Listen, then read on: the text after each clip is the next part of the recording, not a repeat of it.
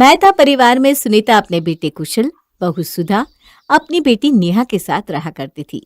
नेहा घर में छोटी थी, इसलिए अपने भाई कुशल और माँ की बहुत लाडली थी। एक दिन सुनीता नेहा के कमरे में जाती है और उसे कहती है, बेटा उठ जा, देख सुबह हो गई है। अगर ऐसे ससुराल में सोकर उठेगी ना तो सासू माँ तुझे डांट लगा देगी। क्या माँ, आप भी ना। अगर मेरी सास ने कुछ भी कहा तो मैं भाग कर आपके पास आ जाया करूंगी। अरे लेकिन बेटा मैं कब तक रहूंगी तुझे संभालने के लिए? हैं? तुझे खुद ही समझदार होना होगा ना। आप कहाँ जा रहे हो मुझे छोड़ के? और क्यों होना है समझदार? अरे मैं नहीं, तू जाएगी अपने ससुराल। और चल बातें कम बना, उठ नाश्ता कर ले। ऐसा कहकर सुनीता बाहर नाश्ते के लिए चली जाती है और थोड़ी देर में ही वहां नेहा भी आ जाती है। भाभी क्या बनाया आज नाश्ते में? बहुत भूख लग रही है। उठ गई मेरी लाडली बहन, चल बैठ, तेरी भाभी तेरा नाश्ता निकाल रही है। हाँ जी, बस 2 मिनट। हाँ, नेहा का नाश्ता अभी निकाल रही हूँ। पहले आपका लंच पैक कर दूँ? आपको ऑफिस के लिए देर हो रही है ना? अरे नहीं नहीं, मेरा लंच बाद में पैक करना, पहले मेरी बहन को कुछ खाने के लिए दे दे। नहीं भाभी, पहले आप भैया को ही दे दो। मैं तो वैसे भी अभी अभी सोकर उठी हूँ और मुझे कहाँ जाना है। सुधा कुशल को लंच पैक करके देती है और कुशल ऑफिस के लिए चला जाता है। थोड़ी देर बाद सुधा नेहा के लिए नाश्ता लेकर आती है, जिसे देखकर नेहा कहती है, भाभी ये क्या है? आपको पता है ना मैं ये सब नहीं खाती हूँ, फिर भी आपने लौकी बना दी। मुझे नहीं खाना। बहू तुझे पता तो है, फिर भी तूने लौकी बना दी। अरे तुझसे कितनी बार कहा है कि नेहा के लिए ऐसा मत बनाया कर। माँ जी मैं भी क्या करती, कल सारी सब्जियां खत्म हो गई थी और रात ज्यादा हो गई थी, इसलिए मैंने आपको कहा नहीं। लौकी रखी थी तो वही बना दी। अच्छा ठीक है बहू, एक काम कर, पोहा रखा है ना, वो बना दो नेहा के लिए। मम्मा, तुम्हें मेरी पसंद का कितना मालूम है। आप ना दुनिया की बेस्ट माँ हो। चल अब ज्यादा मक्खन मत लगा। ऐसे सुनीता का परिवार हंसी खुशी रहा करता था। एक दिन अचानक नेहा की तबीयत खराब हो जाती है। क्या हो गया मेरी बेटी को? ऐसे तबीयत कैसे खराब कर ली तुमने? पता नहीं माँ, अचानक ही ठंड लगने लगी मुझे। हाँ, क्योंकि तुझे बुखार हो गया है। चल अभी के अभी डॉक्टर के पास जाते हैं। माँ जी उनको आ जाने दो, आप अकेले कहाँ लेकर जाओगी? कुशल को आने में वक्त लगेगा, तब तक क्या नेहा ऐसे ही बुखार में पड़ी रहेगी? अरे बहू कुछ तो सोच कर बोला कर। माँ जी आप चिंता मत करो, मैंने उन्हें पहले ही फोन करके बता दिया है, वो आते ही होंगे। कुछ ही देर में कुशल डॉक्टर को लेकर घर आता है। माँ छोटी बीमार कैसे पड़ गई और आपको पता नहीं चला? अरे बेटा मुझे भी अभी पता चला है, जब ये अपने कमरे से बाहर ही नहीं निकली पूरा दिन। आप परेशान ना होइए, डॉक्टर आ गए हैं ना, अब नेहा जल्दी से ठीक हो जाएगी। अरे ऐसे कैसे परेशान ना हो? अच्छा ये बताओ, तुम कहाँ थी जो नेहा को इतना तेज बुखार हुआ और तुम्हें पता तक नहीं चला? भैया भैया आप शांत हो जाओ, मैं ठीक हूँ। भाभी को कैसे मालूम होता? वो तो पूरा दिन घर के कामों में लगी हुई थी। गलती मेरी है, मैंने आप सभी को बताया नहीं। डॉक्टर नेहा का चेकअप करते हैं और कहते हैं, अभी तो मैंने दवाई दे दी है, बुखार उतर जाएगा, लेकिन अगर रात में दोबारा चढ़ने लगे तो ठंडे पानी की पट्टियां माथे पे रखना, बुखार उतर जाएगा। और आप लोग चिंता न करो, ये कुछ दिन में बिल्कुल ठीक हो जाएगी। ये कहकर डॉक्टर वहां से चले जाते हैं और नेहा दवाई खाकर सो जाती है। रात का वक्त हो जाता है और सुनीता नेहा के पास आती है। बेटा अब तो तुम ठीक हो, कुछ आराम लग रहा है क्या? हाँ माँ, मैं अब ठीक हूँ। अब तुम भी जाकर सो जाओ, सुबह तक मैं ठीक हो जाऊंगी। अरे नहीं नहीं, मैं यहीं तेरे पास सोऊंगी आज। रात में अगर तेरी तबीयत खराब हुई तो कोई तो पास में होना चाहिए ना। हाँ माँ तुम बिल्कुल सही कह रही हो, आप यहीं रुको इसके पास। कुशल, सुनीता और नेहा काफी देर तक बातें कर रहे थे, तभी नेहा के कमरे में सुधा आती है। काफी देर हो गई है, अब नेहा को सोने दीजिए आप लोग। और आप चलो, आपको तो कल ऑफिस भी जाना है ना, आप टाइम से सो जाइए। तुम पागल हो क्या? यहाँ मेरी बहन बीमार है और तुम कह रही हो कि मैं कल ऑफिस जाऊं? अरे आप मेरी बात का गलत मतलब ले रहे हैं। बस, मुझे सफाई देने की जरूरत नहीं है। जहां जरूरत ना हो तुम्हारे बोलने की, वहां बोला मत करो। अच्छा अच्छा ठीक है, अब लड़ाई मत कर, जा जाकर सो जा। माँ की बात सुन कुशल वहां से उठकर अपने कमरे में चला जाता है। बहू तुम उसकी बात का बुरा मत मानना, नेहा को लेकर वो ज्यादा परेशान है। इसके बाद सभी लोग सो जाते हैं। लेकिन सुनीता पूरी रात नहीं सोती और नेहा को देखने के लिए पास की कुर्सी पर बैठे बैठे ही उसकी आंख लग जाती है। और जब नेहा अपनी माँ को ऐसे देखती है तो रोते हुए कहती है, माँ, आप मेरे लिए पूरी रात नहीं सोई। ऐसे तो आपकी तबीयत खराब हो जाएगी। इसकी क्या जरूरत थी माँ? माँ अपने बच्चों के लिए कुछ भी जरूरत पड़ने पे नहीं करती, वो तो बस करती रहती है, क्योंकि माँ अपने बच्चों से बहुत प्यार करती है। नेहा भी अपनी माँ से बहुत प्यार करती थी। ऐसे ही कई दिन बीत जाते हैं और एक दिन नेहा की शादी अमित के साथ हो जाती है। अमित एक बहुत अच्छा और समझदार लड़का था। नेहा भी अपने ससुराल में बहुत खुश थी। शादी के कुछ दिन बाद नेहा का बहुत मन होता है अपने मायके जाने का, तो वो अपनी सास से पूछती है, माँ जी, मेरा बहुत मन हो रहा है कि मैं अपने मायके घुमाऊं। अगर कोई दिक्कत ना हो तो मैं कल चली जाऊं। अरे नेहा, इसमें पूछने वाली कौन सी बात है? वो तुम्हारा ही घर है। तुम्हारा जब मन हो तुम जा सकती हो। इसमें किसी से पूछने की क्या जरूरत है? हाँ बहू, तुम्हें मायके जाना है तो जाओ, चाहो तो अमित ही तुम्हें छोड़ आएगा। ये सुनकर नेहा बहुत खुश होती है और अपना सामान पैक करने लगती है। साथ ही साथ अपनी माँ को कॉल भी करती है। माँ कैसी हो आप? भैया भाभी कैसे हैं? अरे कुछ नहीं बेटा, जब से तुम गई हो ना, न जाने तबीयत को क्या हो गया है, ठीक ही नहीं हो रही। माँ तुम अब चिंता मत करो, मैं कल आ रही हूँ तुमसे मिलने और जल्दी ही मैं तुम्हें ठीक भी कर दूंगी। सच में बेटा, मैं तो तेरे आने की बाद से ही ठीक हो गई हूँ। अगला दिन भी आ जाता है और नेहा बस अपने मायके जाने के लिए निकल रही होती है कि पड़ोस में रहने वाली कमला कविता से कहती है, क्या बात है कविता बहन, कहीं घूमने जा रही हो क्या? नहीं नहीं, वो तो मेरी बहू अपने मायके जा रही है, तो बस उसे छोड़ने जा रही हूँ। अरे कविता बहन, आप भी क्या अनर्थ करने जा रही हो? क्यों? आप ऐसा क्यों बोल रही हो? ऐसा क्या कर दिया मैंने? अरे बहन, अभी 1 महीने तक खरवास है, इसमें लड़की अपने मायके नहीं जाती। अगर गई ना तो कुछ न कुछ अनर्थ हो जाता है। अरे ये सब कहने की बात होती है, ऐसा कुछ भी नहीं होता। देखो, मेरा काम था तुम्हें बताना, अब तुम मानो या ना मानो। बहू तुम चिंता मत करो, तुम आराम से अपने मायके हो आओ। नहीं माँ, अब नेहा कहीं नहीं जाएगी। अरे तुझे क्या हो गया? ऐसे क्यों मना कर रहा है बहू को जाने से? माँ, अगर सच में कोई अनर्थ हो गया तो? अभी रहने दो ना, अगले महीने चली जाएगी। जाएगी तो नेहा, अपने घर ही तो जाना है, 1 महीने बाद ही सही। अमित की बात सुनकर नेहा उदास हो जाती है और अपने कमरे में जाकर रोने लगती है। तभी सुनीता का फोन आता है। क्या हुआ बेटा, रो क्यों रही हो? सब ठीक तो है ना? नेहा अभी जो हुआ वो सब अपनी माँ को बताती है। अरे कोई बात नहीं बेटा, दामाद की बात भी मान लेनी चाहिए, तो अगले महीने आकर मिल लेना। नेहा काफी उदास हो जाती है और अपने घर के कामों में लग जाती है। धीरे धीरे शाम हो जाती है। तभी अचानक नेहा को अपनी माँ की आवाज सुनाई देती है। नेहा जल्दी से हॉल में जाती है, जहाँ उसका परिवार वहीं पर हॉल में सबके साथ बैठा था। भैया आप यहाँ? तू अगर हमारे पास नहीं आ सकती तो क्या हुआ, हम तेरे पास आ गए। नेहा अपने परिवार को देखकर बहुत खुश हो जाती है। अब तो तू खुश है ना बेटा? माँ, आपको कैसे पता चला कि मैं नहीं आने की वजह से उदास हो गई थी? अरे मैं तेरी माँ हूँ, तेरे बारे में तुझसे भी ज्यादा जानती हूँ। आप दुनिया की बेस्ट माँ हो। नेहा अपने परिवार के साथ वक्त बिताती है। अगले दिन सब चले जाते हैं। ऐसे ही कुछ दिन और निकल जाते हैं और एक दिन नेहा के मायके से खबर आती है कि नेहा की माँ अब इस दुनिया में नहीं रही। ये सुनकर नेहा के ऊपर जैसे पहाड़ टूट पड़ा था, लेकिन नेहा ने खुद को संभाल लिया और कुछ दिन और बीत गए। नेहा, क्या हुआ? आजकल तुम बहुत उदास रहती हो। तुम ठीक तो हो ना? हाँ मैं ठीक हूँ, वो बस ऐसे ही मन ही नहीं लगता किसी चीज में। बहू हम जानते हैं कि तुम क्यों उदास हो, लेकिन एक माँ के जाने से पूरी दुनिया से मुंह फेर लेना भी तो सही नहीं है। मुझे माफ करना नेहा, काश मैंने तुम्हें उस दिन जाने से नहीं रोका होता तो शायद ये सब नहीं होता। तुम अपनी माँ के साथ और ज्यादा वक्त बिता पाती। उन सब बातों का अब कोई मतलब नहीं है। जिसको जाना था वो तो चली गई मुझे छोड़ के।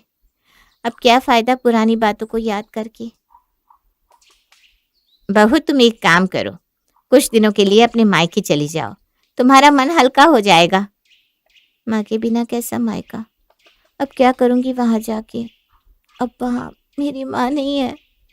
नेहा, ऐसी बात नहीं करते। वो अभी भी तुम्हारा ही मायका है, तुम्हारा अपना घर, जहाँ तुम्हारा परिवार है। जाओ अमित, तुम नेहा को उसके मायके छोड़ाओ। बहू तुम आराम से कुछ दिन वहाँ रह कर आओ, जब तक तुम्हारा मन करे। फिर अमित तुम्हें ले आएगा। अमित नेहा को कुशल के घर छोड़ाता है। अपनी बहन को घर आता देख कुशल भी खुश हो जाता है। कितने दिन हो गए थे तुझे देखे हुए बहन। माँ के जाने के बाद तूने तो मुझे भुला ही दिया था। भाई अगर मैं नहीं आ रही थी तो आप ही आ जाते मुझे लेने के लिए, जैसे आप पहले आया करते थे जब माँ थी। अरे नेहा, क्या बताऊं, माँ के जाने के बाद सारी जिम्मेदारी मेरे सर पर आ गई और मैं कामों में ऐसा बिजी हो गया कि फ्री ही नहीं हो पाया। चल कोई नहीं, अब तू आ गई है ना, हम पहले के जैसे मस्ती करेंगे। आओ नेहा, फ्रेश हो जाओ, खाना बना है, आकर खा लो। जी भाभी, बस अभी आई।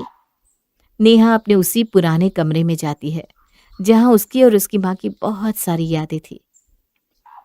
नेहा फ्रेश होकर उदास मन से खाने के टेबल पर आकर बैठती है। सुधा खाना परोसती है तो वो टिंडे की सब्जी थी जो नेहा को बिल्कुल भी पसंद नहीं थी। ये क्या भाभी, आपने टिंडे की सब्जी बनाई? आपको पता तो है कि मुझे ये पसंद नहीं है। नेहा, इसमें मेरी कोई गलती नहीं है। मैंने तुम्हारे भैया को बताया था कि आज नेहा आ रही है, कुछ अच्छा बना लेंगे, लेकिन आते वक्त ये सब्जियां लेना ही भूल गए। तो जो रखा था मैंने वही बना दिया। नेहा, खा के तो देख, सब्जी बहुत अच्छी बनी है।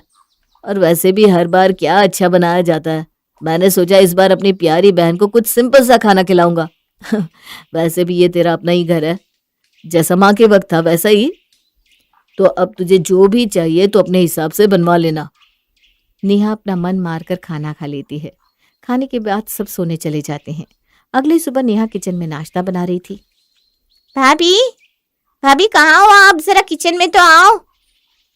हाँ बोलो, क्या हुआ? और तुम यहाँ क्या कर रही हो? कुछ नहीं, बस नाश्ते में पोहे बना रही हूँ। मुझे नमक नहीं मिल रहा है, कहाँ रखा है, मुझे दे दो ना। अरे वो तो मैं दे दूंगी, लेकिन ये तुम पोहा बना किस में रही हो? कढ़ाई में क्या डाला हुआ है? तेल तो नहीं लग रहा ये। भाभी देसी घी है ये, मैं हमेशा ना देसी घी में ही बनाती हूँ। अरे पहले की बात अलग थी, अब की बात अलग है। और देसी घी इतना फालतू नहीं है कि पोहे में डाला जाए। आगे से सामान लेने से पहले मुझसे पूछ लेना। ऐसे ही कुछ भी मत बनाने लग जाया करो। अब इतना देसी घी वेस्ट हो गया ना। ठीक है भाभी, आगे से ध्यान रखूंगी। नेहा दुखी मन से अपने कमरे में चली जाती है और रोने लगती है। जब तक मेरी माँ यहाँ थी किसी ने मुझे किसी काम के लिए रोका टोका नहीं। अब मेरी माँ के ना होने पे मुझे किचन तक जाने की मनाही। माँ तुम ऐसे क्यों चली गई मुझे छोड़ के? तुम्हारे बिना घर घर ही नहीं लगता। वापस आ जाओ तुम। नेहा किसी तरह कुछ दिन उदास मन से मायके में गुजार लेती है, क्योंकि कुशल हर तरह से कोशिश करता है नेहा को खुश रखने की। लेकिन एक दिन नेहा की तबीयत खराब हो जाती है। क्या हुआ नेहा, तबीयत कैसे खराब कर ली तुमने? मैंने कहा था ना इतना मत सोचो, खुश रहा करो, लेकिन तुम सुनती कहाँ हो मेरी। कोशिश तो करती हूँ भैया। अच्छा ठीक है, तो अब सो जा, कल चलते हैं डॉक्टर के पास। आज डॉक्टर कहीं बाहर गया हुआ है। वैसे भी इतनी रात में डॉक्टर आने में बहुत नखरे करते हैं। नेहा कुछ चाहिए होगा तो आवाज लगा देना, हम यहीं हैं। अब सो जाओ तुम। और हाँ सुधा, कल तुम याद से नेहा को डॉक्टर के पास ले जाना और अच्छे से दिखाना। यह जल्दी ठीक हो जानी चाहिए। क्यों, कल आप नहीं चलोगे डॉक्टर के पास? अरे तुम्हें पता है ना, कल एक बहुत इंपॉर्टेंट मीटिंग है। मैं वो मीटिंग नहीं छोड़ सकता, इसलिए तुम्हें कह रहा हूँ नेहा के साथ जाने के लिए। कोई बात नहीं भैया, आप मीटिंग में जाओ, मैं भाभी के साथ चली जाऊंगी। देखा मेरी बहन कितनी समझदार है। नेहा, ये घर हमेशा ऐसा ही रहेगा जैसा माँ के वक्त था। मैं तुझे वैसे ही प्यार करूंगा जैसा पहले किया करता था। माँ के जाने के बाद भी इस घर में तेरे लिए कुछ भी नहीं बदलेगा। ऐसा कहकर सुधा और कुशल वहां से चले जाते हैं और नेहा मन ही मन कहती है, माँ अगर आप इस वक्त यहाँ होती तो मुझे ऐसे दर्द में छोड़कर नहीं जाती। वापस आ जाओ माँ, मेरा मन नहीं लगता इस घर में आपके बिना। नेहा दर्द में अपनी माँ को याद करते करते सो जाती है और अगले ही दिन अपने ससुराल जाने को कुशल से कह देती है।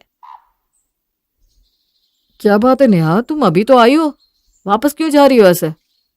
भैया माँ के बिना अब ये घर मुझे अपना नहीं लगता। अरे नेहा मेरी बहन, अगर मुझसे कोई गलती हो गई है तो मुझे माफ कर दे, लेकिन ऐसे मत जा। कुछ दिन और रुक जा, फिर देख मैं इस घर को पहले जैसा ही बना दूंगा जैसा माँ के वक्त था। बस एक मौका दे दे मुझे बहन। नहीं भैया, आपकी कोई गलती नहीं है, लेकिन सच्ची कहा है किसी ने, बिना माँ के मायका मायका नहीं रह जाता। ऐसा कहकर नेहा अपने ससुराल वापस आ जाती है और अमित उससे कहता है, नेहा, तुम इतनी जल्दी वापस क्यों आ गई अपने मायके से? माँ के जाने के बाद वो घर अब मायका नहीं रह गया, इसलिए मेरा मन ही नहीं लगा और मैं वापस आ गई। हीना अपने पति सचिन और सास ससुर के साथ मौजपुर गांव में रहती थी। एक दिन हीना पुरानी फिल्म खुशबू देख रही होती है। उस फिल्म की हीरोइन अपने परिवार से तुकबंदी में बात करती है। हीना को ये बात बहुत ही आकर्षित करती है। अरे वाह, ये तो बहुत ही अनोखा अंदाज है बात करने का। अगर मैं भी कोशिश करूं तो ऐसे ही बात करना सीख सकती हूँ। हीना धीरे धीरे तुकबंदी का अभ्यास करती है और अपने परिवार से तुकबंदी में ही बातें करने लगती है। पहले तो सब हीना की इस तुकबंदी की आदत को मजाक में लेते हैं। बहू, नाश्ता तैयार है? मम्मी जी, आज पराठे के संग अचार है। पराठा और अचार? वाह, क्या बात है बहू। तो इसी बात पर मैं आपको धन्यवाद कहूँ? ये किस तरह से बात कर रही है तू? तुकबंदी की तैयारी है शुरू। तुकबंदी? जी माँ जी। सास हंसने लगती है। अच्छा अच्छा, ला नाश्ता करा दे। बस अभी लाई पराठे। हीना रसोई में चली जाती है। ये इतना भी मुश्किल काम नहीं, बस वाक्य बनाने हैं मुझे सही। हीना अब जब भी किसी से बात करती तो तुकबंदी में ही बात करती। हीना जल्दी करो, मुझे ऑफिस के लिए लेट हो रहा है। थोड़ा सब्र करो, खाना अभी बन रहा है। आज इतनी देर कैसे हो गई? आज मैं सुबह देर सो गई। ओफो, अब बस भी करो, ये तुकबंदी बहुत हो गया। ये लो, आपका टिफिन भी पैक हो गया। मैं जा रहा हूँ ऑफिस, तुम्हारा कुछ नहीं हो सकता। जल्दी ऑफिस से आइएगा, कितना बिजी रहे हैं आप पूरे हफ्ता। सचिन मुस्कुराकर चला जाता है। हीना की तुकबंदी की आदत इतनी ज्यादा बढ़ जाती है कि अब वो केवल घर वालों से ही नहीं बल्कि बाहर वालों से भी तुकबंदी में ही बातें करने लग जाती है। हीना एक दिन दूध वाले से तुकबंदी में बातें कर रही होती है। हम झूठ बोल रहे हैं क्या? एकदम ठीक हिसाब लगाया है दूध का। आप चाहो तो खुद ही हिसाब लगा लो। देखो भैया, आप अपनी जबान संभालो। अरे मैडम, हमने अब ऐसा क्या कह दिया? यही कि हमने आपकी ईमानदारी पर शक किया। दूध वाले को समझ में नहीं आता कि हीना ऐसे क्यों बातें कर रही है। आप जितना बनता है उतना ही पैसा दे दीजिए। हाँ हाँ, ये लीजिए। हीना की सास ये सब देख रही होती है। उसे बिल्कुल भी अच्छा नहीं लगता कि उसकी बहू बाहर वालों से इस तरह से बातें करे। हीना, इधर आओ। जी माँ जी, क्या काम है बताओ। अरे बहू, हम सबके साथ तो ठीक है, पर कम से कम बाहर वालों के साथ तो तुकबंदी में बात मत किया कर। क्यों माँ जी, बाहर वालों से तुकबंदी में कैसा डर? ओहो, तुमसे तो बात करना ही बेकार है। अरे माँ जी, आपको नहीं पता, मेरे अंदर छुपा एक कलाकार है। अच्छा बाबा, अच्छा ठीक है, पर याद है ना, आज रात खाने पर तुम्हारी ननद और जीजा आ रहे हैं। हाँ वो तो याद है, पर माँ जी हम खाने में क्या बना रहे हैं? वो तो अभी सोचा नहीं। माँ जी, सोचे बिना तो कुछ होता नहीं। ओफो बहू, बस भी करो अब, नहीं तो मेरा बीपी बढ़ जाएगा। सास बहू के आगे हाथ जोड़ लेती है। अरे माँ जी, आज की पार्टी में खूब मजा आएगा। शाम को हीना की ननद रीतू और उसके ससुराल वाले खाने पर आते हैं। सब हंसकर बातें कर रहे होते हैं। इतने में रीतू का बेटा पिंटू भागते भागते टेबल पर रखा लैंप तोड़ देता है। पिंटू बेटा, ऐसे शैतानी नहीं करते। तुकबंदी की बुरी आदत के कारण हीना जवाब दिए बिना नहीं रह पाती, पर इस बार उसकी तुकबंदी उसी पर भारी पड़ जाती है। चलो पिंटू, इधर आओ, यहाँ बैठो। अरे रीतू, हमारा इतना अच्छा लैंप तोड़ दिया उसने, जरा उसको जोर से डांटो। हीना की बात सुनकर सब चौंक जाते हैं। सचिन किसी तरह बात संभालता है। अरे कोई नहीं, हीना, बच्चों से तो गलती हो जाती है ना। हाँ, और ऐसे ही तो फिर उनकी आदत बिगड़ जाती है ना। ये सुनकर रितु को गुस्सा आ जाता है। भाभी, आप कहना क्या चाहते हो कि हम पिंटू की सही परवरिश नहीं कर रहे? और नहीं तो क्या, कितना शैतान है, अब हम अपने मुंह से क्या कहें? भाभी, एक तो आप अपनी ये तुकबंदी बंद करो। रितु, अब तुम अपनी हद में रहो। बस बहुत हो गया। भैया, आप कुछ कहते क्यों नहीं? क्योंकि वो तुम्हारे पति जैसे जोरू के गुलाम नहीं। हीना ये बोलकर चुप हो जाती है और रितु के पूरे परिवार को बहुत गुस्सा आता है। रितु का पति बोल पड़ता है। चलो रितु, यहाँ हम अपनी बेइज्जती कराने नहीं आए हैं। हाँ हाँ, जाइए जाइए, आप तो बस अपनी महंगी कार दिखाने लाए हैं। हीना को अपनी गलती का एहसास होता है कि उसने जोश में आकर कुछ ज्यादा ही बोल दिया और तुकबंदी के चक्कर में सारी बातें सच सच बता दी। रितु और उसके घर वाले वहां से जाने लगते हैं। अरे आप लोग तो बुरा मान गए, मैं तो बस तुकबंदी कर रही थी। तुकबंदी की आड़ में आपने हमारी बेइज्जती कर दी भाभी। हाँ। वो सब चले जाते हैं। बहू, आज तेरी इस तुकबंदी के चक्कर में हमारी कितनी बेइज्जती हो गई। हाँ हीना, तुम क्या थोड़ी देर चुप नहीं बैठ सकती थी? मुझे माफ कर दीजिए आप लोग, मेरे दिल में जो था वो बस तुकबंदी की वजह से निकल गया। हीना से उसके परिवार वाले बहुत गुस्सा हो जाते हैं। हीना को अपनी इस तुकबंदी करने की वजह से बहुत भुगतना पड़ता है, पर इस हादसे के बाद वो अपनी तुकबंदी की आदत भूल जाती है और धीरे धीरे घर वाले भी उसे माफ कर देते हैं। उज्ज्वला अपने बेटी विजय और बहू मानसी के साथ जमनापुर नगर में रहती थी। एक बार की बात है, रात के खाने के बाद मानसी विजय के पास गई और बोली, सुनिए जी, आज ना मेरा मीठा पान खाने का बहुत मन कर रहा है। अच्छा, अभी ले आता हूँ। विजय मानसी के लिए पान ले आता है। मानसी जैसे ही पान देखती है, उसके मुंह में पानी आ जाता है और वो पान खाने लगती है। सुनिए जी, क्या सूंघू इस वक्त? मैं कोई कुत्ता थोड़ी ना हूँ। अरे सुनिए कह रही हूँ, सूंघिए नहीं। अरे तुम पहले पान खत्म कर लो मुंह का, तब बात करना। अब भी ना। मानसी पान का आनंद ले रही होती है, तभी उसकी सास उसे आवाज देती है। अरे मानसी, जरा बाहर तो आना। मानसी पान चबाते हुए अपनी सास के पास चली जाती है। मुंह में पान होने की वजह से मानसी ठीक से बोल नहीं पाती। जी माजी। काजी? माजी, वो मैं पान खा रही हूँ ना। क्या? अरे मुझे तो कुछ समझ में नहीं आ रहा कि तुम कह क्या रही हो। अब बोलिए मम्मी जी। घोलिए। क्या घोलूं इस वक्त?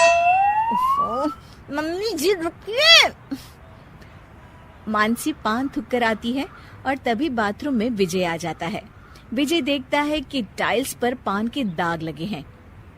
छी, ये मानसी भी ना, पान थूका पर साफ भी नहीं किया। विजय गुस्से में मानसी के पास जाता है। सुनो मानसी, तुमने पान खाया कोई बात नहीं, पर कुल्ला करने के बाद कम से कम वॉश बेसिन तो साफ कर दो। पूरे छींटे लगे हैं वहाँ पर। हाँ ठीक है ना, तो इसमें इतना गुस्सा करने की क्या बात है? अगले दिन मानसी को फिर पान खाने की इच्छा होती है, तो वो पान लेकर आती है और खाने लगती है। वो दिन भर पान चबाती रहती है। एक दिन उसकी सास कहीं बाहर जा रही थी। अरे मम्मी जी, कहाँ जा रही हैं? ओफो बहू, इतना पान मत चबाया करो, दांत खराब हो जाएंगे तुम्हारे। अरे मम्मी जी, कुछ नहीं होगा। तभी मानसी के मुंह से पान की कुछ छींटे उसकी सास की साड़ी पर गिर जाती है। हे भगवान, ये क्या किया तुमने? मुझे बाहर जाना था और तुमने मेरी साड़ी ही खराब कर दी। अरे सॉरी मम्मी जी, मैंने जानबूझकर थोड़ी ना खराब करी है। तुम भी ना मानसी, हद करती हो। मेरी इतनी अच्छी साड़ी खराब कर दी। अब इसके दाग पता नहीं जाएंगे भी या नहीं। मुझे कपड़े बदलने पड़ेंगे। उफ, ओह। मानसी की इस पान खाने वाली आदत से सभी परेशान थे। पर मानसी को इससे कोई फर्क नहीं पड़ता था। उसकी पान खाने वाली आदत इतनी ज्यादा बढ़ चुकी थी कि अब वो दिन भर पान ही खाती रहती थी। एक दिन मानसी बाहर जाने के लिए तैयार हो रही थी तो अचानक से उसके दांत में दर्द हुआ। मर गई रे। इतना दर्द क्यों हो रहा है दांत में? क्या हुआ मानसी, तुम अभी तक तैयार क्यों नहीं हुई?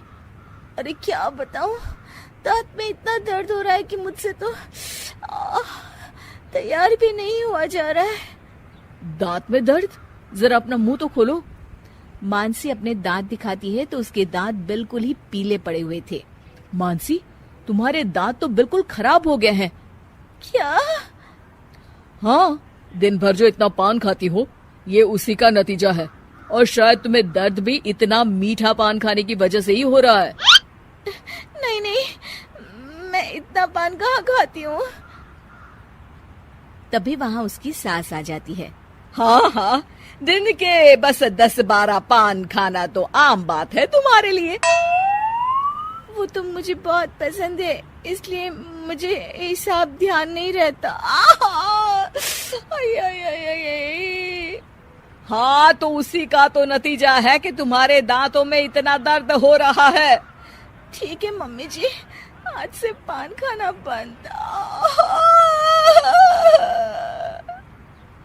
और आखिरकार मानसी को अपनी पान खाने की आदत को छोड़ना ही पड़ता है।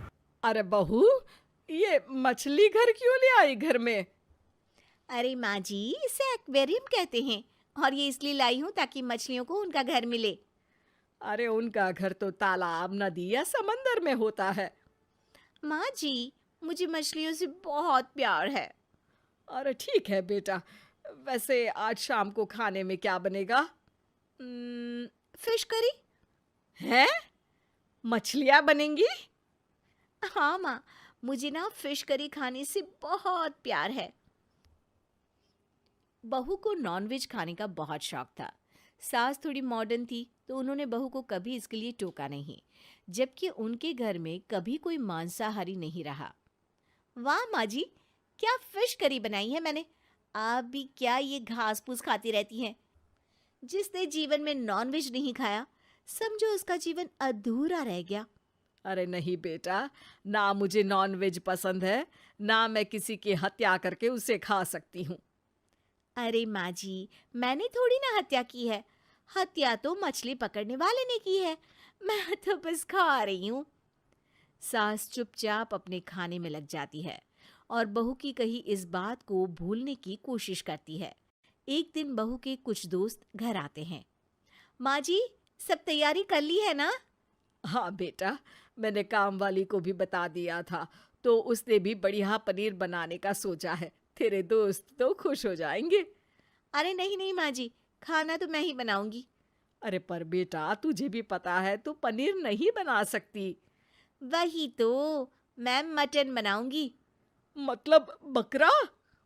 हाँ माँ जी, मुझे ना अल्लाह मटन। लेकिन उस दिन तो कह रही थी कि बकरे की बलि बंद होनी चाहिए, तूने फेसबुक पर भी डाला था। माँ जी, फेसबुक और असल जिंदगी में अंतर होता है, और मैं बलि थोड़ी ना दे रही हूँ, मैं तो बस बना के खा रही हूँ। अरे पर बेटा। उफ़ो माँ जी, बहुत काम पड़े हैं, बात तो हम फिर बाद में भी कर सकते हैं। सास घर के दूसरे कामों में लग जाती है। शाम को बहू के दोस्तों का अच्छे से स्वागत होता है और बहू खाने के वक्त उन्हें मटन परोसती है। वाह यार रुचिता, तेरे हाथ पे तो जादू है। Thank you. लेकिन सच कहूँ, थैंक यू तो उस बकरे को बोलो जिसने तुम्हारे पेट के लिए अपनी गर्दन कटवा ली। बहू की बात सुन के सास के अलावा सब हंसते हैं। अरे आंटी, आप मटन नहीं लेंगी? अरे सासू माँ को बकरा पसंद नहीं है। अरे मुझे तो बहुत पसंद है बेटा, और इसीलिए तो नहीं खा रही। बात सही है, पर शेर लोग मांस खाते हैं, घास नहीं। अरे बाबा, क्या बात बोली है तुमने मेरी शेरनी। सब हंसने लगते हैं। माँ जी प्लेट में अपना सर झुकाए खाना खाती रहती है। बेटे को अच्छा नहीं लगता कि उसकी माँ की बात का ऐसा मजाक बनाया जाए, लेकिन वो पत्नी के दोस्तों के सामने कुछ बोल के माहौल बिगाड़ना नहीं चाहता। कुछ दिन बाद बहू फिर नॉनवेज बनाती है। अरे बेटा, आज पूर्णिमा का दिन है, आज हमारे यहाँ ये सब नहीं बनता। बाकी दिन तुम भले ही खा लो। माँ जी, ये मेरी चॉइस है। अरे बेटा, पर घर मेरा भी है। हम साथ हैं तो एक दूसरे की चीजों का और संस्कारों का ध्यान रख के घर चलाना पड़ेगा ना। माँ जी, चिकन बना है। I love chicken. मैं तो खाऊंगी ही, ऐसे नहीं छोड़ सकती। ठीक है बेटा, खा ले। वैसे भी अब ये घर ज्यादा तुम्हारा ही है। जैसे तुम इसे रखो, तुम्हारी मर्जी। माँ जी, मुझे नॉनवेज खाने से प्यार है। आपको हमेशा उस पे कोई दिक्कत क्यों रहती है? बहू, मैं गांव में रहती थी, वहां बकरों की बलि देते थे। मेरी आत्मा कांप जाती थी उन्हें मिनमिनाते हुए सुन के। मेरे घर भी बकरी होती थी। एक दिन बकरी ने एक मेमना दिया, बहुत प्यारा था वो। मैं दिन भर उसके साथ खेलती, पर एक दिन बाबा ने उसे बाजार में बेच दिया। जब मैं उसे ढूंढते हुए बाजार गई तो वो कसाई उसे काटने वाले थे। मैं कुछ नहीं कर पाई। तब से मुझे हर जानवर के लिए एक दया का भाव रहता है कि कैसे हम उनसे बिना पूछे उनकी जान ले लेते हैं। अच्छी लगी मुझे कहानी। आपके पोते और पोती खुश रहेंगे जब भी होंगे तो। आप कहानी वैसे अच्छी सुनाती हो। बहू सास की कहानी का संदेश नहीं समझती और वहां जाके चिकन खाने चली जाती है। अगले दिन बेटा बहू से कहता है, तुम्हारा बर्थडे आने वाला है, बोलो क्या चाहिए? जो मर्जी हो, गिफ्ट मांगे थोड़ी ना जाते हैं। अच्छा, मैं तुम्हारे लिए एक छोटी सी प्यारी सी बिल्ली लेकर आऊंगा, जिससे तुम दिन भर खेला करोगी। अरे वाह, मुझे जानवरों से बहुत प्यार है। I love animals. अच्छी बात है, तो अब उस बिल्ली का नाम सोच के रखना। I love you. तुम बहुत अच्छे हो, बहुत प्यार है मुझे तुमसे। तभी सास बेटे के सामने आकर खड़ी हो जाती है। अरे नहीं नहीं, मैं अपने बेटे को कुछ नहीं होने दूंगी। मेरे बेटे को कुछ मत करना बहू। उस तक जाने से पहले तुम्हें मेरा सामना करना पड़ेगा। अरे आपको क्या हो गया माँ जी? माँ, क्या हुआ? ऐसा क्यों बोल रही हो? अरे बेटा, अभी इसने बोला ना कि आई लव यू, तो बहू जिस चीज से प्यार करती है उसको खा जाती है काट के। आई लव चिकन बोल के मुर्गा खा गई, आई लव मटन बोल के बकरा खा जाती है, और आज तुमको आई लव बोल दिया है। अब कल तुमको भी बना देगी खाने के लिए। बहू को सास की बात समझ में आ जाती है। समझ गई माँ जी। अब मैं ये नहीं बोलूँगी कि मुझे जानवरों से प्यार है, और अगर बोलूँगी तो उनको खाऊंगी नहीं। सुबह के 10 बजे सभी नाश्ते की टेबल पर बैठे कमला भवन के लोग गर्मा गर्म चपातियों के आने का इंतजार कर रहे थे। कमला जी, चपाती दीजिएगा कि नहीं? आ रही हूँ जी, आ रही हूँ। धीरे धीरे अपनी कमर पकड़े कमला बाहर आती है और अपने पति की प्लेट में चपातियाँ रखती है। और सब्जी? जब भी आपको सब्जी देती हूँ आप सब्जी छोड़ देते हैं, और वो बर्बाद ना हो इसलिए मुझे खानी पड़ती है। एक तो मैं इस बुढ़ापे में इतने दर्द में खाना बनाती हूँ और आप उसे बर्बाद कर देते हैं, इसीलिए मैंने आपको सब्जी नहीं दी। प्लेट में दही रखी है, उसी से खा लीजिए रोटी। जितनी देर आप दोनों बहस करने में लगा रहे हैं ना, उतने में तो एक रोटी बन जाती मम्मी। अरे बन जाती ना, बिल्कुल बन जाती। जहाँ तू ही बना ले, जवान खून है तेरा, खड़े खड़े 10 रोटी बेल ले, मैं भी खा लूँगी। बैठ रही हूँ मैं तो मैगी खा लूँगी मम्मी। वैसे भी ना मेरा मन नहीं है रोटी खाने का। बस आ गई लाइन पे। वही तो, जैसे ही काम की बात आती है सबके पेट में पट्टी लग जाती है, और जब मैं काम करने बैठूँ तो मुंह तो सब ऐसे फाड़ते हैं कि मास्टर शेफ हो। ये अच्छा नहीं लग रहा, वो अच्छा नहीं लग रहा, ये सब्जी बासी है, वो रोटी पुरानी है। मैं अगर बिस्तर पर पड़ गई ना तो रोटी खाने के लाले पड़ जाएंगे सभी को। खुद तो मैं 3-3 दिन पुरानी रोटियां खाती हूँ। कल भी आपकी सुबह की छोड़ी हुई सब्जी रात में मैंने खाई थी, और फिर पूरी रात हाजमा बिगड़ा रहा मेरा। पर फिर भी सुबह उठते ही आप सबके काम में लग गई, वो किसी को नहीं दिख रहा। इस उम्र में और काम नहीं होगा मुझसे। आप मुझे खिलाती क्या कमला जी? घूम फिर कर वही दाल चावल और आलू का भरता, एक सब्जी तक नसीब नहीं होती मुझे। मेहनत तो आप अपने लाड साहब के लिए करती हैं। हाँ, मार दीजिए मेरे निखिल को नजर, आप ऐसे ही बेचारा सूख गया है, 4 की जगह 2 रोटी खाने लगा है। जवान शरीर है, इस उम्र में तो लोग 8-12 रोटी खाते हैं। अरे बेटा तेरी मम्मी ठीक है, तू फिक्र ना कर। रुक बेटा, तू बैठ, मैं तेरे लिए रोटी लेकर आती हूँ, फिर तुझे काम पर भी जाना है ना। बेटे के लिए घुटने में दर्द नहीं हो रहा, पर पति के लिए तो बीमार पड़ जाती हैं, हाजमा बिगड़ जाता है। ये अच्छा है, सब नौटंकी समझता हूँ मैं। अगर ये नाटकी है ना तो भगवान करे मेरा सारा दर्द आपको लग जाए। अरे मुझे क्यों लगे, तुम्हारे मायके वालों को लगे। अरे हो गया ना पापा, छोड़िए ना, अब ऐसे ही मम्मी परेशान है। एक तू ही तो है बेटा जिसे मेरी फिक्र है। मेरा बेटा लेकर आएगा ना अच्छी बहू मेरे लिए, वो बनाकर खिलाएगी मुझे गर्मा गर्म रोटियां। निखिल 28 साल का हो गया था। इस उम्र में किसी भी दूसरी माँ की तरह कमला को भी अपने बेटी की शादी की चिंता सताने लगी थी।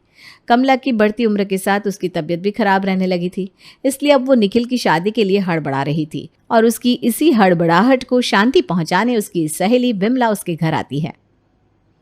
तू तो जानती है कमला, मेरे पति कैसे दिमाग के हैं। उन्हें ना ये चुगली वुगली पसंद नहीं है, इसलिए किसी के घर में ज़्यादा कोई मतलब नहीं रखती मैं। पर तेरी बढ़ती उम्र को देखकर मुझसे रहा नहीं गया तो तेरे पास आ गई। मेरी मामी सास की पोती है, यही कुछ 26-27 साल की उम्र है उसकी, तो उनके घर में भी ना शादी की बात चल रही है। वो भी अपनी बेटी के लिए लड़का ढूंढ रही है। अरे वाह कमला, तूने तो मेरी टेंशन ही दूर कर दी। बीच में तू रहेगी तब तो मुझे कोई टेंशन ही नहीं है। ना ना बहन, मैं बीच में नहीं हूँ, मेरा नाम मत लाना। ये शादी ब्याह के मामले ना बड़े ख़राब होते हैं। पता चला मेरा अपने रिश्तेदारों से व्यवहार ख़राब हो गया और तेरे साथ भी। देख, मैं तो बस तेरे लिए रिश्ता लेकर आ गई, बाकी खोज खबर तुझे ही करनी होगी। और मैं तो कहती हूँ जल्द से जल्द सब पता कर और फाइनल कर दे रिश्ता, क्योंकि जिस हिसाब से तेरी तबीयत रहती है ना, आगे और देरी करेगी तो अपनी बेटी की शादी भी नहीं निकाल पाएगी तू। विमला की बात सुनकर कमला को धक्का सा लग जाता है और वो तुरंत कोमल के घर उसे देखने के लिए चली जाती है, जहां कोमल के परिवार वाले उसकी ऐसी आवभगत करते हैं कि कहना ही क्या। अरे अरे, अब तो कुछ ले ही नहीं रहे बहन जी, इतना कम खाती हैं आप, इसीलिए आपकी घुटनों में दर्द रहता है। मुझे देखिए, कोई दर्द नहीं है, तंदुरुस्त शरीर है मेरा, घोड़े की तरह दौड़ती हूँ मैं। और कोई दर्द रहे भी तो कैसे? मेरी बेटी लहसुन के पकौड़े बनाकर जो खिलाती है मुझे, लहसुन से ना मेरे शरीर में इतनी तेज़ी रहती है कि क्या बताऊँ। बिल्कुल सच कह रही है कोमल की मम्मी, काम में तो मेरी बेटी 1 नंबर की अव्वल है। यूँ तो मैं भी शुगर का पेशेंट हूँ, पर मेरी कोमल मुझे शुगर फ्री मिठाई बनाकर खिला देती है तो मन भी खुश रहता है और तबीयत भी। ये लड़की मुझे तो ठीक लग रही है। निखिल, तुझे क्या लगता है? इतना ना से, मुझे तो कोमल बस 2 फुलके ही खिला दे, मेरा तो उसी में चल जाएगा पापा। मेरी तरफ से हाँ है। वैसे आंटी जी, आपको हमारे बारे में कैसे पता चला? गुड क्वेश्चन बेटा, इतनी होनहार हो तुम, तुम्हारे पापा का इतना नाम है मार्केट में, उनके बारे में तो सभी जानते हैं। ऐसे ही उड़ती उड़ती बात मेरे पास पहुंच गई। खैर, भगवान को जिन्हें मिलाना होता है ना, वो मिला ही देते हैं। बीच में कोई भी रहे क्या फ़र्क पड़ता है, मेरा फ़ायदा हुआ, मुझे तो बस ये पता है। ये होशियारी किसकी है मैं समझ रही हूँ अच्छे से, पर इसमें आपकी दोस्ती जल्दी ही ख़त्म हो जाएगी होने वाली मम्मी जी। उसने आपका फ़ायदा नहीं नुकसान किया है। न जाने कितने जन्मों का बदला निकाला गया है आपके साथ। खैर, मुझे क्या। और क्या था, यहाँ निखिल हामी भरता है, वहाँ कोमल के परिवार वाले, और बहू बनकर कोमल निखिल के घर आ जाती है। पहले 15 दिन तो सब इतना अच्छा चलता है कि कमला के तो वारे न्यारे हो जाते हैं। 4 बातें सुनाते थे ना आप मेरे बेटे को, देख लीजिए, उसी के कारण आज बैठे बैठे गर्मा गर्म खाने को मिल रहा है आपको। इस प्रिया ने तो कभी 1 गिलास पानी भी पिलाया क्या आपको? मेरा पति भी घर में खाना बनाएगा मम्मी, देख लेना। ये ठीक है बेटा, हम घर जमा ही लेकर आएंगे और उससे हम बाप बेटी सिर्फ अपना खाना बनवाएंगे। खाने के टेबल पर बैठे बैठे सभी हंसी ठिठोली कर रहे थे। तभी अपने कमरे से कोमल बाहर आती है और अपनी सास से कहती है, आपकी कितनी रोटियां बनानी है मम्मी जी? ये क्या पूछ रही है बहू तू, रोटियां गिनते थोड़ी ना है। नहीं नहीं मम्मी जी, वो क्या है ना, गिनकर बनाने से मुझे भी अंदाज़ा रहेगा ना, तो आप ही बता दीजिए कितनी रोटी बनाऊं? सबकी मिलाकर 17-20 रोटियां तो बना ही ले बहू। 17 की 20 मम्मी जी, दोनों में 3 रोटियों का फ़र्क है। तो 20 ही बना दे बहू। अगर किसी ने एक आध रोटी मांग ली तो तुझे दोबारा नहीं बनानी पड़ेगी। कोमल रसोई में जाती है और गिनकर 20 रोटियां बनाकर बाहर आती है। सभी खाना खाना शुरू करते हैं। आज तो मज़ा ही आ गया। तुम ठीक कहती थी मम्मी, जवान लड़के की खुराक इस उम्र में 8-12 रोटियों की तो होनी चाहिए। एक रोटी तो पास करना कोमल। रोटियां खत्म हो गई निखिल। सब्जी है ना प्लेट में, वो खा लो, पेट भर जाएगा। वैसे भी डॉक्टर कहते हैं सब्जी ज़्यादा होनी चाहिए, रोटी कम। हाँ बेटा, पर उसे भूख लगी है तो एक रोटी बना देना। वो तो मैं बना दूंगी मम्मी जी, पर उसके लिए मुझे आटा लगाना पड़ेगा, क्योंकि गूथा हुआ आटा तो खत्म हो गया है। अब मान लीजिए मैंने एक ही रोटी का आटा लगाया और आपने फिर 2 रोटी बोल दी तो क्या मैं फिर से आटा लगाऊंगी? वैसे भी 3 तो बच गए हैं निखिल। रात के खाने में टाइम ही कितना बचा है? अभी इतना खा लो, शाम में तो ऐसे भी तुम चाय नाश्ता लेते ही हो जाएगा मैनेज। निखिल के परिवार वाले चाय के साथ कॉम्प्रोमाइज़ नहीं कर सकते थे। कमला तो चाय की इतनी दीवानी थी कि उसे कप से नहीं ग्लास से भरकर चाय पीनी होती थी, और चाय चलेगी तो नाश्ता भी चलना ही था। दोपहर की नींद लेकर सभी अपने कमरों से बाहर आते हैं। आपकी चाय बनानी है ना दीदी? हाँ भाभी, मैं तो चाय पीऊँगी वरना मेरे सर में दर्द हो जाएगा। अच्छा, तो कितनी बना दूँ? आपको तो अंदाज़ा है भाभी, हमारे घर में चाय सब अच्छे से पीते हैं। अच्छे से मतलब कितने अच्छे से? मेरा मतलब है पतीला भरकर चाय थोड़ी ना बनाऊंगी मैं। नहीं, पतीला भरकर कौन पीता है चाय? कॉफ़ी मग से बना दीजिए, एक मग। एक मग यानी 3-4 कप चाय के बराबर हो गए। इतनी चाय पी जाती है दीदी, इसीलिए ना आपका रंग काला पड़ रहा है। बोलना तो नहीं चाहिए मम्मी जी, ये कोई उम्र है दीदी की इतनी चाय पीने की? लड़के वाले यही सब गौर करते हैं। मुझे तो डर है वो कहीं दीदी को आपकी सौतेली संतान ना समझ ले, क्योंकि घर में सब इतने गोरे गोरे और ननद चाय के रंग की। अरे नहीं, ऐसा नहीं होना चाहिए। अरे तू चाय मत पी प्रिया। कोमल किचन में जाती है और सभी के लिए आधा आधा कप चाय बनाकर लेकर आती है। इतनी सी चाय? अरे बहू, मैं तो ग्लास भरकर चाय पीती हूँ और साथ में नाश्ता भी नहीं है। अभी दीदी के चक्कर में इतनी बहस होगी ना मम्मी जी, कब मैं नाश्ता बनाती, कब आप लोग चाय पीते। 7 बजे चाय की बात 8 बजे कोई रात का खाना खाता क्या? एसिडिटी हो जाती ना आप सबको। इसीलिए मैंने सोचा अभी ज़रा सी चाय ही घुमा देती हूँ। इसी तरह दिन बीतते जाते हैं। हर रोज़ कोमल अपने काम को और कम करती जाती। रात के खाने के पहले एक पैड और पेन लेकर कोमल सभी के पास एक एक करके आती है। रात में आपकी कितनी रोटी बनानी है पापा जी? देख ले बहू, यही कुछ 4-5 रोटी बना दे। रात के खाने में 4-5 रोटियाँ? रात का खाना तो बिल्कुल हल्का होना चाहिए पापा जी, इसीलिए आपको फिर एसिडिटी होती है। अच्छा, तो फिर 3 रोटियां बना दे बहू। 3 तिगाड़ा कहाँ बिगाड़ा। अब समझ में आया दुकान आजकल चलती क्यों नहीं है पापा जी, क्योंकि आप सारा काम उल्टा करते हैं ना। ऐसे ऑड नंबर में चीज़ें खानी नहीं चाहिए। अच्छा, अब समझ में आया कि मेरी सरकारी नौकरी क्यों नहीं हो रही है। एक काम करना भाभी, मेरी ना 2 रोटी सेक देना। आपको डिनर करने की ज़रूरत क्या है दीदी? मतलब मैं आपको भूखे रहने के लिए नहीं कह रही हूँ, पर 2 रोटी जो भी लड़की खाती है ना, उसका कम से कम 2 रिश्ता तो कटता ही है। ये क्या बात हुई भाभी? मत मानिए, ऐसे ही ना आपकी तरह मेरी मौसी की चाची की लड़की भी कहा करती थी, ये सब कुछ नहीं होता, ये सब कुछ नहीं होता, और 2-2 रोटियां खाती थी। फिर क्या, 2 लव अफेयर हुई, इतना रोई बेचारे की क्या बताऊं। अब डर से ना वो रात को डिनर ही नहीं करती। कहती है भाभी बचाओ, कोई उपाय बताओ। अब मैं क्या उपाय बताऊं? ये तो वैसा ही हो गया बहू। जिस लड़के के सर के पीछे के बालों में 2 जगह छेद होती है, उसकी 2 शादियां होती है। तेरे को तो बड़ा ज्ञान है बहू। और इस तरह सभी को पट्टी पढ़ा पढ़ा कर कोमल रात के डिनर में बनाती है सिर्फ 3 चपातियाँ, जिसे पूरा घर मिलकर खाता है। अगली सुबह खुद के कमरे में जोर जोर से कोमल हंस हंस कर खुद की तारीफ कर रही थी। माँ कसम, भगवान मेरे जैसा दिमाग सभी को दे, बस मेरे ससुराल वालों को ना दे। इसी तरह काम चोरी कर करके 80% काम करना तो मैंने बंद कर ही दिया है। बाकी 20% जो बचा कुछ है वो भी 2-4 दिन में बंद कर दूंगी। कितने दिन ही बिना खाने के रह लेंगे सब। परेशान होकर खुद ही एक एक करके रसोई में जाना शुरू कर देंगे। मेरा क्या है, ये लोग जो बनाएंगे मैं तो खा लूँगी। यहाँ कोमल कामचोरी के बहाने ढूंढ रही थी, वहाँ उसकी काम बढ़ाने प्रिया के लिए विनोद के पास एक अच्छे घर के लड़के का रिश्ता आता है। कल तेरी ननद को देखने लड़के वाले आ रहे हैं बहू। लड़के की माँ सफाई को लेकर बहुत कॉन्शियस है, तो ज़रा ध्यान रखना। घर की बहू तू ही है, तुझे सब कुछ संभालना है। अब फिक्र मत कीजिए पापा जी, ऐसा काम संभालूंगी कि आप दोबारा कभी मुझसे काम नहीं करवाएंगे। मेरा मतलब है इसी बार में रिश्ता पक्का हो जाएगा, दोबारा लड़का देखने की ज़रूरत ही नहीं पड़ेगी। ये कहकर कोमल रसोई में जाती है और किचन की सफाई करनी शुरू कर देती है। इतनी सफाई रखूंगी रसोई में कि खाने का एक दाना भी ना रहे। इतना हाइजीन तो काफ़ी होगा। और अगली दोपहर पहुंचते हैं लड़के वाले सज धज कर। प्रिया नजरें झुकाए लड़के की माँ के पैर छूती है।